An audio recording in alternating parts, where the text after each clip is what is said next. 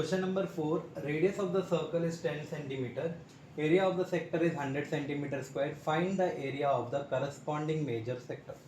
Question क्या है पहला समझो. ये एक सर्कल है. ओके. ये सर्कल का ये है सेक्टर. ओके. जो उन लोगों ने अपने को दिया है 100 और उन लोगों ने बोला है ये वाला मेजर सेक्टर फाइंड करने. Area of major sector find करने बोला है. ये है जो सेक्टर दिया है उन लोगों ने. एरिया ऑफ सेक्टर दिया है. जो केक वाला शेप रहता है वो सेक्टर बोलता है. वो माइनर सेक्टर रहता है और ये मेजर सेक्टर रहता है.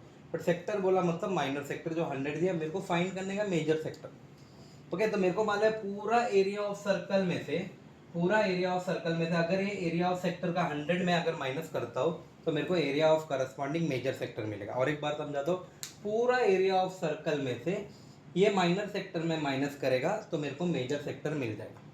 एरिया ऑफ सर्कल के लिए मेरे पास 10 है रेडियस. एरिया ऑफ सर्कल का फॉर्मूला है पाई आर स्क्वायर. तो मेरे को एरिया ऑफ सर्कल मिल जाएगा. तो पूरा सर्कल का एरिया मिल जाएगा.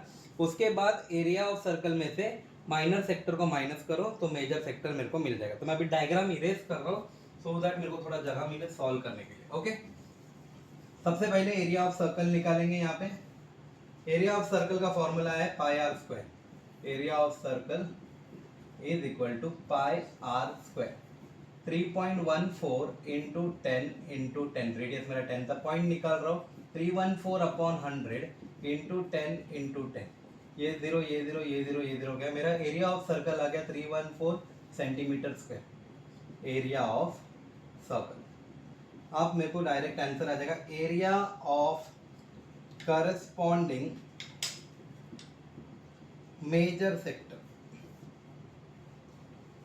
मतलब एरिया ऑफ सर्कल, पूरा सर्कल से area of circle minus area of sector that is equal to 314 minus area of sector उन लोग ने मेरे को दिया है क्वेश्चन में already 100.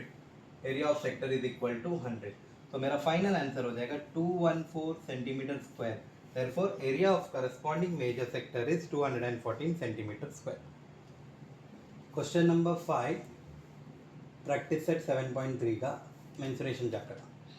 Question is area of sector of a circle of radius 15 centimetre is 30 centimetre square.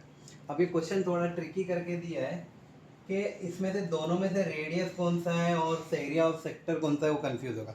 जिसके इधर पावर पे 2 रहेगा याद रखना वो एरिया रहेगा. हमेशा रेस टू 2 रहेगा वो एरिया का वैल्यू रहेगा. और ये है 15 सेंटीमीटर जो रेडियस है. ये दो नंबर साथ में दिया. अभी किसका है, सेक्टर का वैल्यू क्या है और रेडियस का वैल्यू क्या है, उस पर कंफ्यूजन मत क्रिएट करना.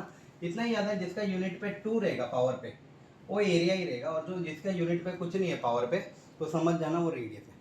ओके. क्योंकि area of sector of a circle of radius is 15 is 30. मतलब इसका आंसर ये. ओके. तो रेडियस ऑफ अ सर्कल 15 दिया. एरिया ऑफ सेक्टर 30 सेंटीमीटर दिया. मेरे को फाइंड करने का length of the arc. Formula है area of sector is length of the arc into radius upon 2. ये अकेला रख के बाकी सबका वैल्यू को सब्स्टिट्यूट करने का. डिवीजन लेके जाके मल्टीप्लिकेशन करना, मल्टीप्लिकेशन लेके जाके डिवीजन करना. अभी मैं सब वैल्यू सब्स्टिट्यूट करके दिखाता हूँ. एरिया ऑफ सेक्टर कितना है अपने पास 30 है. Okay. Is equal to length of the arc मेरे को ढूंढना है इनटू रेडियस कितना है मेरा 15 अपॉन 2. ओके. अब ये डिवीजन जाएगा इक्वल टू के बाजू तो मल्टीप्लिकेशन होगा 30 इंटू 2.